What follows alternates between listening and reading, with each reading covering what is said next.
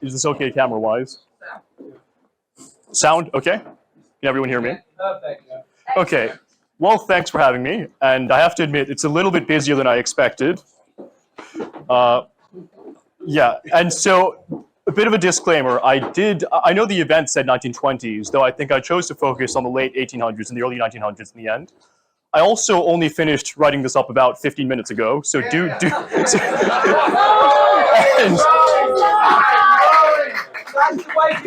and she brought me my script about 2 minutes ago. So, right. Next slide. So today I'll basically be focusing on the growth of consumer society, with a particular focus on the West End of London, along with its shops, but also a lot of the kind of ancillary services like restaurants and hotels that emerged to cater to the needs of shoppers who traveled from afar. Excuse me, sir. Anything about pipes? Unfortunately not. Oh. I'm going to explore some of the social and political issues connected to the expansion of consumer culture. Because many of these things that we now take for granted today obviously were once controversial and hotly contested.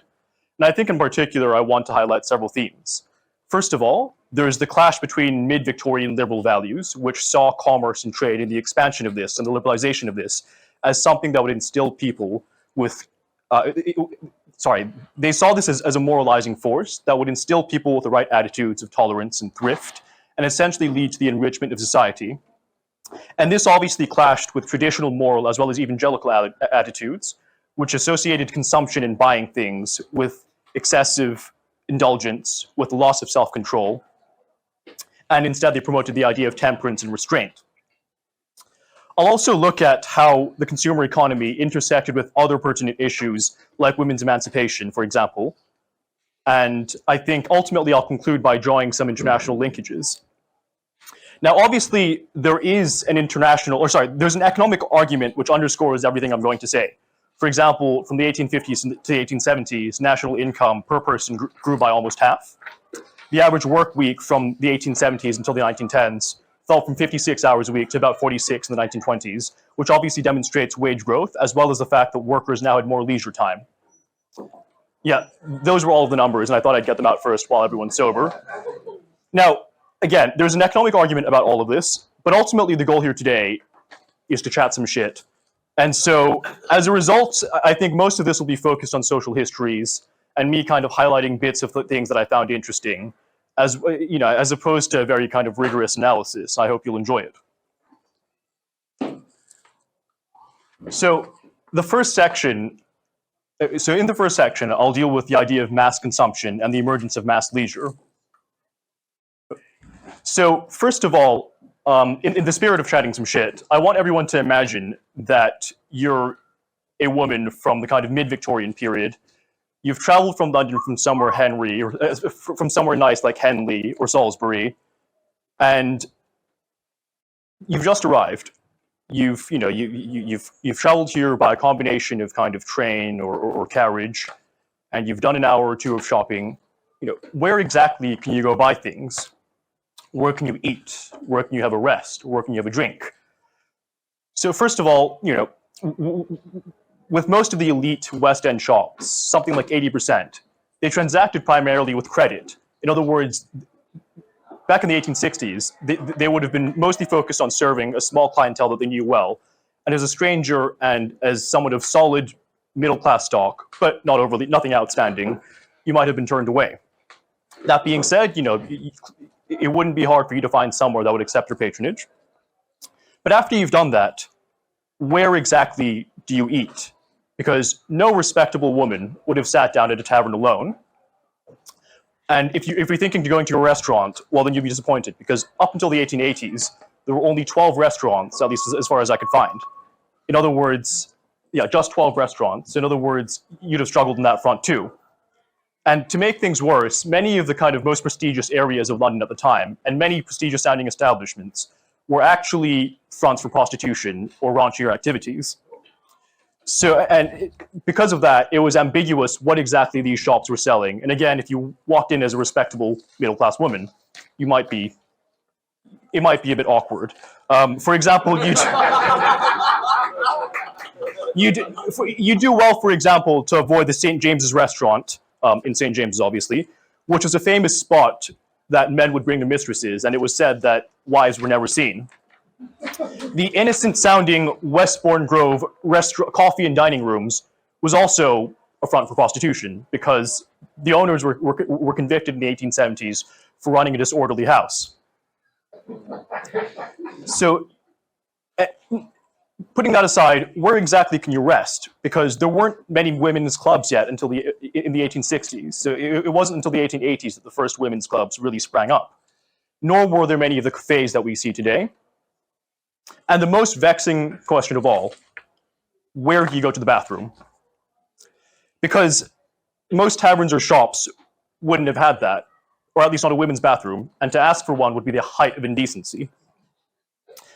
And for women who obviously were wealthy and had relatives living in the area, or they had a second residence, that wouldn't have been a problem. But again, that's something that would have been confined to a very small social class or a small group of people. And for the overwhelming majority of people, or certainly for most provincial or gentry families that traveled from provinces to London, that kind of thing would be out of reach. So in other words, what exactly do you do? And actually, this is quite a big, this might sound ridiculous today, but this was a huge issue back then, so much so that the Ladies' Sanitary Association was founded in the 1870s expressly to campaign for this issue, first world issues. So what I'm getting at here is essentially that a lot of the glamour and style that we associate with shopping in the West End in the past, and the images that we see, that, shopping during this period was certainly liberating to some, and it was certainly a majestic affair, or it could be. But it lacked many of the basic amenities and services and conveniences that we recognize today, which obviously make the experience bearable and indeed comfortable. Because well into the 1800s, large parts of the West End were essentially elite private spaces, or at least thought of that way by the people who lived there. True, a number of the ducal residences, like Clarendon House, were either, they either changed hands or they were deconstructed and built into something else, more commercial. But it's easy to forget that Green Park, up until the 1700s, was still at the outskirts of London and thoroughly suburban, if not, downright rural at parts. This meant that as the West End and commerce grew, with its ever-increasing shops and the myriad of restaurants, theaters, and tea rooms, that it increasingly came at the crossroads between being a suburban domestic haven and a place of commerce and trade. And many wanted it, indeed, to stay as a private space and an elite one, or at least one that would essentially serve the needs of the local economy and the local aristocrats and notables, rather than people traveling from afar or just anyone walking in. More broadly, this development of the West End into a place of mass leisure and consumption was where, in theory at least, anyone could come and buy something at any shop. It fed into debates about commerce as a liberating and civilizing force, or a source of temptation and moral corruption. And it also linked to a lot of other issues like women's emancipation and empire, which I'll get into in a second. Oh, skip this one.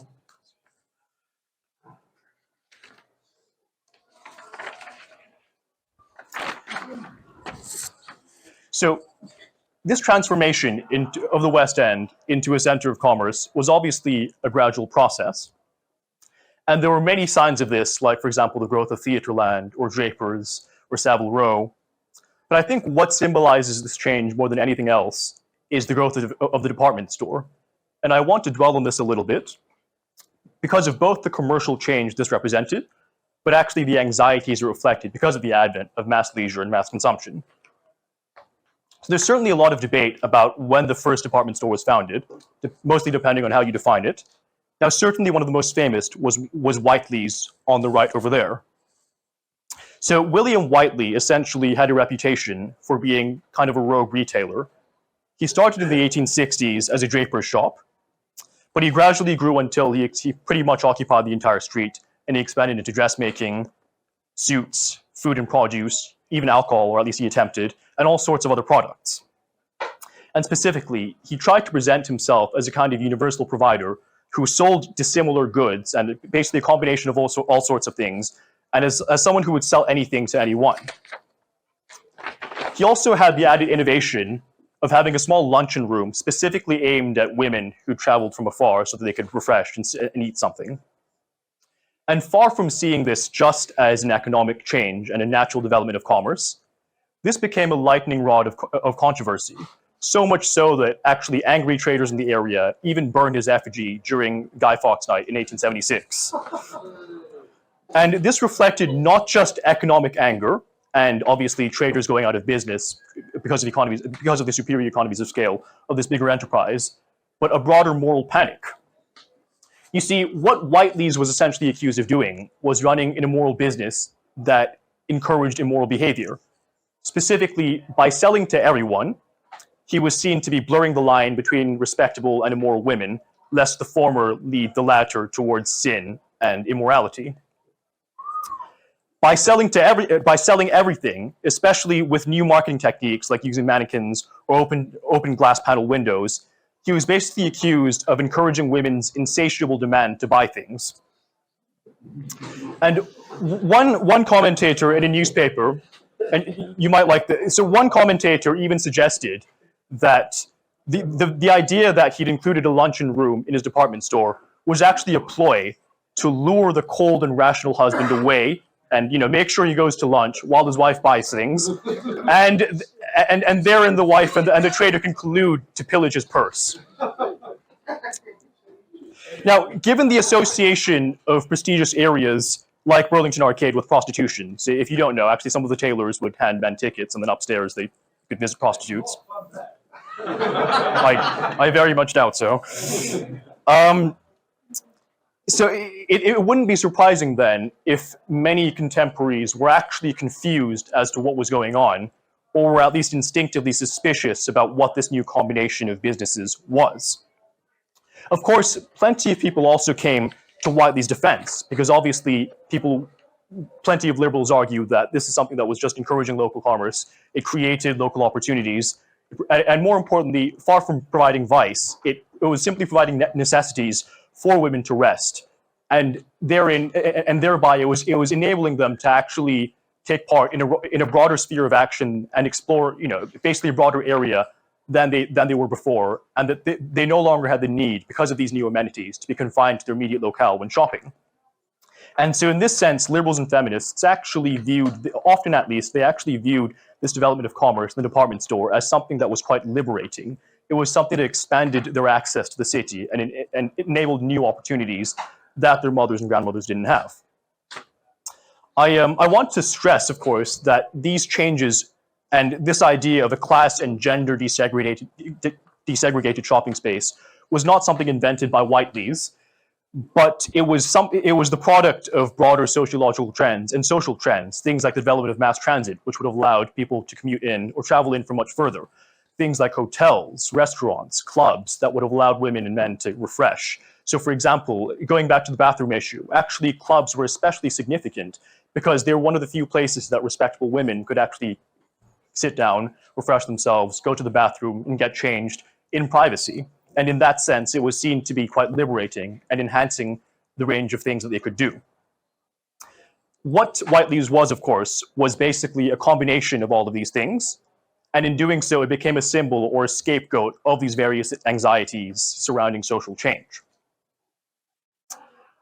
And I think it's that kind of lens that we should view this period as well as these developments, that many of these things that we take for granted today, or that we might have taken for granted in the 80s or 90s, these are things that actually were the period of long developments and were hotly contested subjects. Now, very quickly as well, I just want to highlight another landmark moment, which was the opening of Selfridges in 1909. This is significant for many of the same reasons that I mentioned, in the moral panic, etc. But what was added to this was the way in which Selfridges used the media. So, for example, William Selfridge spent, or I forgot the first name of the proprietor, but Mr. Selfridge spent something like £38,000, which at the time was quite unprecedented, in kind of celebrity endorsements, in print advertisements. And so this obviously demonstrated the way in which there was a growing revolving door between commerce and the media. It also represented an American invasion of sorts, because obviously Mr. Selfridges had an American background, and this was something that people were, at the time, were anxious about, that he was bringing this new American idea, this American-style department store of a kind of, again, that was class and gender desegregated into Britain. And again, it was feared that that would lead to the deterioration of morality. I think it's also worth pointing out that this was a period, because I mentioned the media and the role of that, this was a period where gradually the kind of prior stigma surrounding theater and the kind of the theater and acting began to fade, and actors, and actors could be seen as respectable figures. And it's as a result of that gradually as well, especially in the 1920s and onwards, that we see gradually the decline of the aristocracy as tastemakers, and gradually the emphasis shifted towards the movie screen as well as actors. Obviously, this was not a one-sided development, and in many respects, it was two-sided and dynamic. For example, you look at the Duke of Windsor and kind of Anderson and Shepard and the traction and popularity they had in America in the 1920s.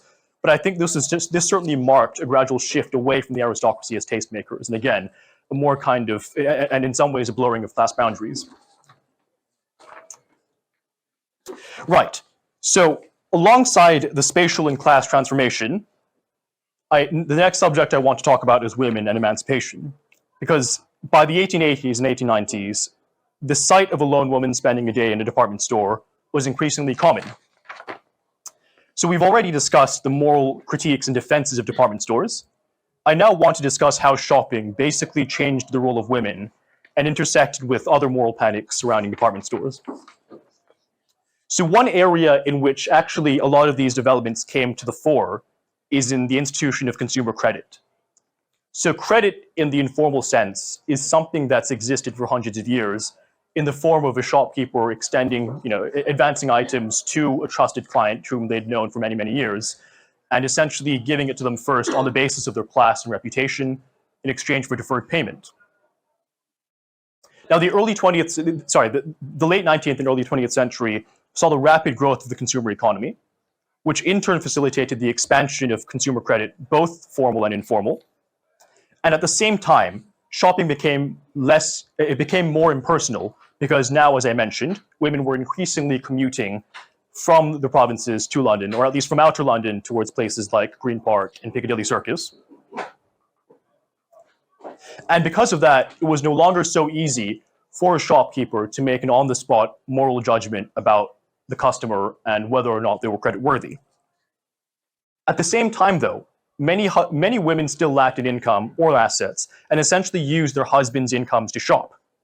And this is what created such an interesting series of legal conundrums and issues for courts and policymakers when women pledged their credit and the men refused to pay up. And actually, this is something that was very common, because archives show that hundreds of cases each year made it to county courts from the 1880s to the 1910s, and it's on the express issue of whether or not the husbands were liable, and if so, what the extent of it was. And this is something that led to fairly fundamental debates about family law, property, and the nature of a wife's financial and legal agency. So the first major issue that this broached upon was essentially the extent of a married woman's agency. Did she have the power to make decisions with shared monies in her own right and effectively pledge her husband's credit for her own purposes and her own purchases? Or were they simply agents and legal appendages to their husbands? In other words, when they bought something, even though they bought it for themselves, technically it belonged to their husbands. Now, in 1864, there was a precedent-setting case, Jolly versus Reese, which basically ruled in favor of the latter principle, and essentially, that basically women were agents of their husbands and only that. But this obviously opened all sorts of new controversies, because it was obviously not practical to expect shopkeepers to harangue their customers about their credit arrangements and does your husband consent, blah, blah, blah. That was not feasible. And so the locus of the discussion then became, under what situations is credit and consent to pledge implied? And is it something that's implied until otherwise proven, or is it the opposite? Now, in the 1870s, the legal landscape changed further, because an act of parliament and subsequent case law essentially deemed that husbands were actually liable for the wives' purchases, provided that those were necessities for the family maintenance, but that they were not liable towards luxuries. And this obviously opened lots of interesting and perhaps actually quite hilarious discussions about what was necessary and what was a luxury.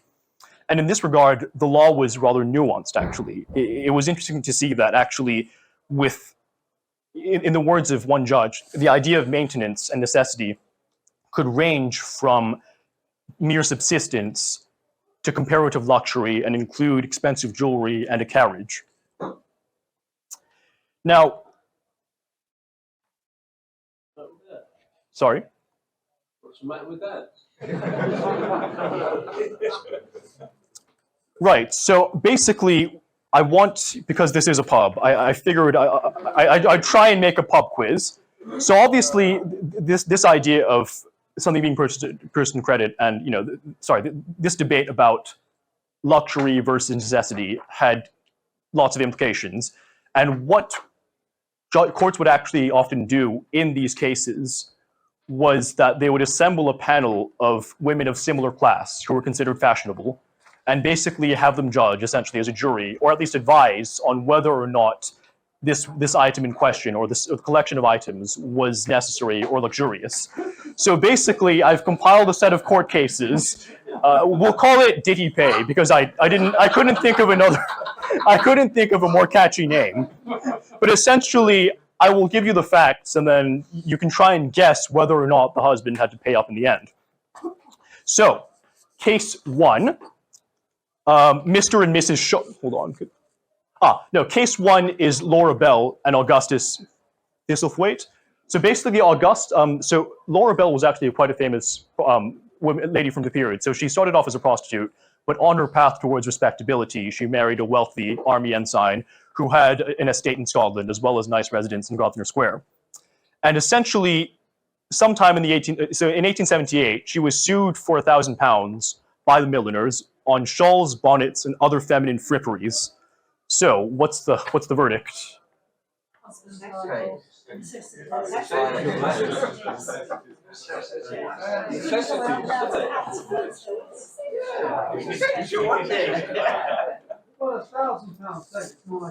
Well, a lot of money, yeah.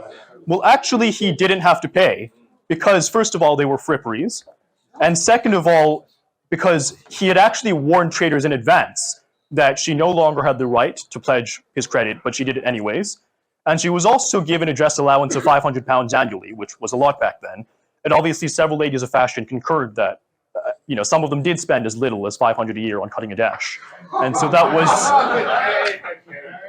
was, she didn't have to pay. Now, case two, Mrs. Sharp and Mr. Sharp. So Mr. Sharp was a clerk at Guildhall, made a middle-class salary of £300 a year, and she purchased a seal fur coat from Whiteley's, that house of ill repute. What's the verdict? Was it winter months or the summer? Yeah. I would imagine it was winter. Did the seal hide? Probably not. So well done for being waterproof. That's a lot of money. Maybe it was faux fur. Remember, they were well into clubbing back then. But still, this could be seen as a necessity. How far did she need to go to work? Well, I mean, a lady doesn't do, or didn't do, so probably not. Work, but in her travels, was she in need of a coat to withstand rain? Quite possibly. Well, to me, it sounds not impossible. Yeah, so again, unfortunately, the husband didn't have to pay because... So actually, Mrs. Sharp even testified that her husband told her that she wouldn't be purchasing, he wouldn't give her the money, and she told him explicitly that she'd pledged the credit. In other words, he couldn't claim ignorance as a defense, but still he didn't have to pay because it was too extravagant. Right, the last case. Yeah. The last case. So Mr. and Mrs. Holman. So Mrs. Holman was the daughter of baronet, married to Mr. Holman, a banker, who earned roughly £1,000 annually, so a very comfortable salary back then. Moreover, they were regular customers to the dressmaker in question, who was a Savile Row dressmaker, and essentially she was well aware of their family arrangements, how much the husband made, and his occupation. And essentially, he still refused to pay the £113 for a plum-colored velvet dress, 2 silk blouses, and several other cheaper dresses. So what's the verdict? Well, it's 10% of income, so it's a very high number. Yeah. Well, so she had So obviously the dressmaker argued that she was the daughter of baronet, therefore there was no way that this wasn't a necessity and that this was something that they couldn't afford. But the husband had a rather cheeky defense that she was the daughter of baronet, but first of all, she had no money of her own, and upon marrying him, then the wife had assumed his class, which was arguably lesser. Therefore, he was not liable. And in fact, he even advertised in local Sutton newspapers. He actually basically took out ads and advertised to local producers and traders that she could not pledge his credit and that essentially he could not afford it. And because he had taken that extra step, again, it was seen that he had withdrawn his consent explicitly. And because obviously he was experiencing financial difficulty as well, these were considered extravagant. He was ignorant of them, and because he tried to prevent it, he didn't have to pay. So what happens in those examples where they don't have to pay? Are the goods returned? Huh, good question. I would imagine so, but again, I'm not sure, because if it was bespoke, then I'm not sure the trader would get much more value from that. But I think so obviously with all three of those cases, the husband didn't have to pay. And that underscores a broader trend, which was actually they seldom did. Now, the exception would be that if they were proven to be at the store at the point of purchase, then it was seen that they would have seen to have essentially pledged their credit implicitly. And in those cases, oftentimes the husband could not claim ignorance. But more often than not, the courts sided with husbands, though, to be honest, I'm not sure why you'd ever want something like this to get into the public eye and be put in trial. But essentially, it's interesting to see that actually in the process of protecting men's purses, that the law actually gradually increased both the legal responsibilities as well as legal rights of women from a financial standpoint. That obviously there was still a lot of ambiguity because women weren't really fully liable for contracts, or at least married women didn't have full freedom to engage in commercial and contractual agreements until sometime in the 1920s or 30s. I think it was 1923, but don't quote me on that. But it was that ambiguity that essentially enabled for these rather hilarious kind of episodes to happen. And obviously it gradually facilitated the broadening of women's property rights. Were you raising your hand? Yes, so just to be clear, so is the legal question then whether the contract was being confected between the husband and the shopkeeper then? Is that the question? That was one, yeah, I think that was one of the questions. So, yeah, did he consent? Isn't there also really the problem here is about reputation? I mean, so that's all in law and factual and understood. Yeah. Surely in that period, reputation was all. Oh, absolutely. And if you could, if you were known as somebody, whatever the law said, you weren't going to pay your bills or that you were shown to be fraud. In reality, that must have been a terrible situation. It probably was, and again, I imagine it would have been quite humiliating for someone of repute to put, to go to these lengths to basically put their wives before trial, essentially. I mean, you've got no credit for, butchers when they give you credit. Yeah. So, I mean, I would imagine that it wasn't ultra common, and that you'd probably have to be in some real financial duress to do this. I would also say that, yeah, a lot of this was facilitated by the fact that shopping became a little bit more anonymous. If you were a gentry family from Yorkshire and you'd come to London, actually maybe people wouldn't have heard of you, or at least you wouldn't have, your local reputation wouldn't matter as much. And things you did in London, assuming it didn't go to court and you just didn't pay once or twice, that probably might not have followed you back to Yorkshire. But again, I think it probably depends on the person and the period in question. Right. So the last topic I want to touch on is the idea of shopping an empire. So specifically, and the reason this poster here is actually from, I think it was called the Empire Marketing Board, which was a government-sponsored institution in the 1920s that tried to promote empire trade. But I think this actually belies a slightly longer tradition of the idea of a citizen consumer. So as I mentioned, Victorian liberals, many of them viewed commerce and trade as a civilizing force and something that would actually promote responsibility, tolerance, and morality. And the citizen consumer was mobilized successively by liberals on causes like the Anti-Corn Law League, which was one of the first political mass movements in this country, but essentially it campaigned against tariffs on corn, which it seems like it would be hard to get someone fired up about an issue like that today. But back then, actually tens of thousands of men and even women got involved. And it's interesting to see as well. So I've added two kind of posters there about anti-corn. So these are from the Anti-Corn Law League as well as pro-free trade campaigners. And you see that they very much invoked a very hands-on consumer-centric appeal. So if you look at the one on the top, for example, that's quite a famous sketch, where you've got one loaf that's the free trade bread and the other that's the protectionist bread. And quite clearly, the free trade one is bigger. And that was, again, designed, and if you look at the top, we plead for the women and children. So that was designed, again, quite targeted towards the woman as the primary family consumer. And it's interesting as well, because it invoked the idea of femininity in order to justify their political action.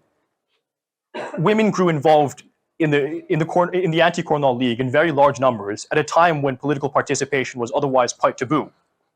And how this was done is because it allowed them to use their role as mothers and homemakers and household consumers to justify their participation and their stake in this issue.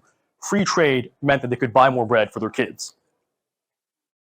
And I think, speaking more broadly as well, it was this idea of the citizen consumer and focusing on the very bread and butter effects of it that helped mobilize working class men and women into political participation at a time when most people didn't have a vote. In other words, voting with their purse was the only way they could do so.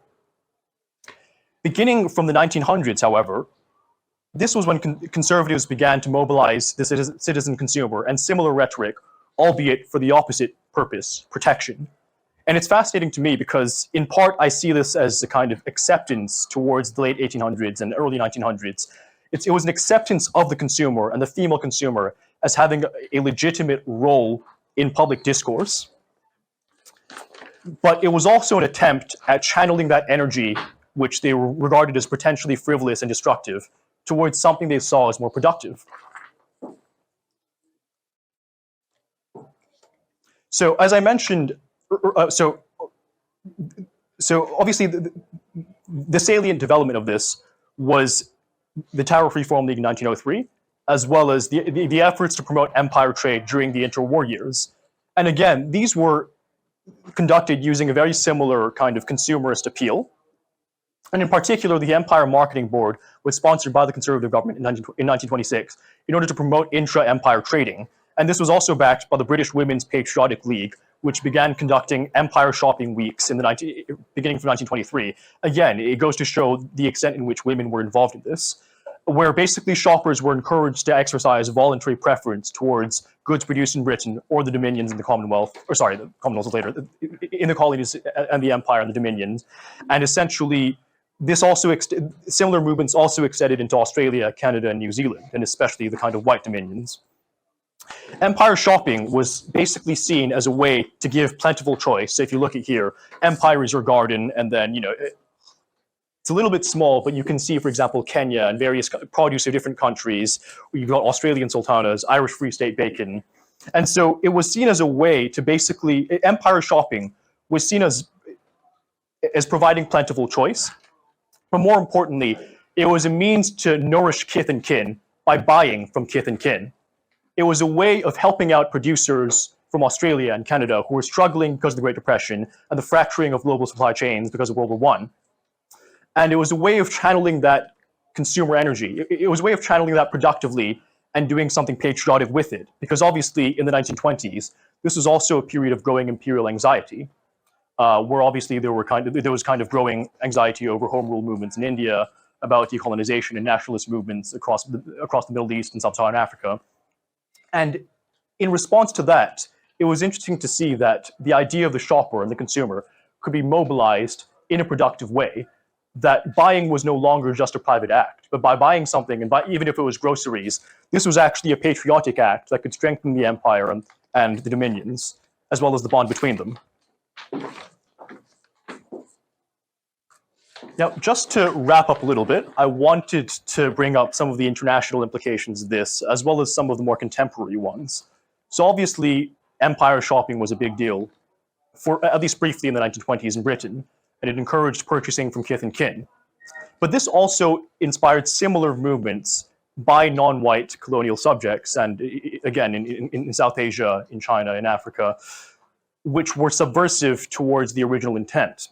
For example, you look at Gandhi's championing of khadi, which was a kind of local homespun cloth in India, and his efforts to show khadi, his efforts to host khadi exhibitions, or for example, Nehru and attempts to kind of boycott British growers in Zanzibar. these were all methods of basically mobilizing people's economic agency and mobilizing people's status and role as consumers towards a distinct and targeted political cause. Just to give another example, you are the kind of Jamaican activist, you are the Jamaican reformer Marcus Garvey's promotion of the idea of buying black, which started off in the British Empire, but then it became something that was adopted by the NAACP in the US, and something that continued on during the 1950s and 60s during the Civil Rights era. And I suppose just bringing it a little bit more to its contemporary relevance, while I regret that tariffs against corn law, I regret that tariffs against corn are no longer a fundamental moral issue, that if we keep the, and no one's arguing that if we keep the corn tariffs, then we're demoralizing society. But obviously, we do still see kind of bits of this rhetoric and the idea of mobilizing consumers towards political aims in many different settings, whether it was the kind of fair trade in the 1990s and in early 2000s, whether it's more recently the growing awareness towards supply chains, especially with the kind of war in Ukraine, and I suppose casting a sober second thought on our supply chains that intersect with countries that might not be very friendly or share the same values.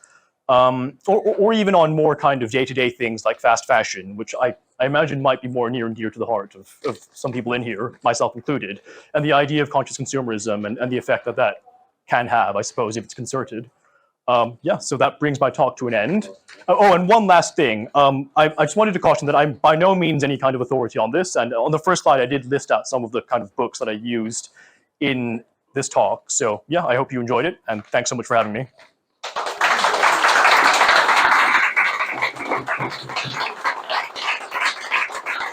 I didn't even have that.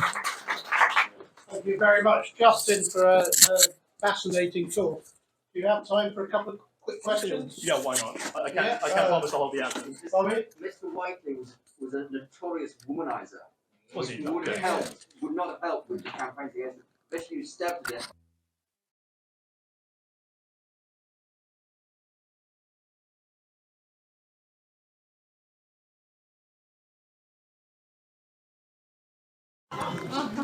You're saying about consumers and champions certain things. One big thing when I was at university in the 80s was avoiding South African products because of fruit and veg, because of apartheid. You didn't. That was a very big campaign in this country. That banned South African books, I remember. Okay. And we used to, I can remember clothes having and things having in the label Empire Made, not where it was, just Empire Made. Yeah, okay. I'm not old enough to remember any of Some more questions, Sam? Yes, how do you think this all fits into the broader historical context? So I'm just thinking back to the 18th century, when you have very much this England-France divide, and they are conscious of the differences, say, English fashion, especially menswear, the simple country clothes, as opposed to the elaborate, silky, lacy things the French would wear. Do you not think there's a prototype in that of this conscious consumerism? Probably a little bit. I mean, obviously, department stores in the American sense, they sprung up in France before the UK. And that part of the backlash against Selfridges was against both American and French style stores. And I think more broadly, I mean, I'm not sure how it was seen in France, but at least in Britain, for a good part of the 1800s, shopping was seen as a women's activity, in part because they did do most of the grocery shopping. But I think in some respects, this was reinforced by kind of law and courts in the way that actually the most common defense for men was that I didn't know those goods were purchased, I wasn't there, I don't shop. And in some cases, you even had in some cases you even had judges who would praise men for being sensible, for not shopping with their wives, because obviously that was an effeminate activity.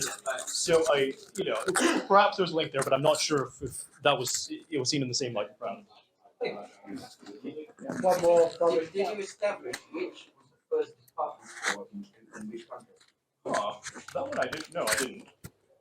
Whiteley appears to be the first one in England, but One of the first. Yeah. but I was it's not evident which country invented the department Must store. be. it must probably in the US, but I didn't look. Yeah, I didn't look that one up. Yeah. Okay, well, just like to say thank you again, Justin. Thank you very much.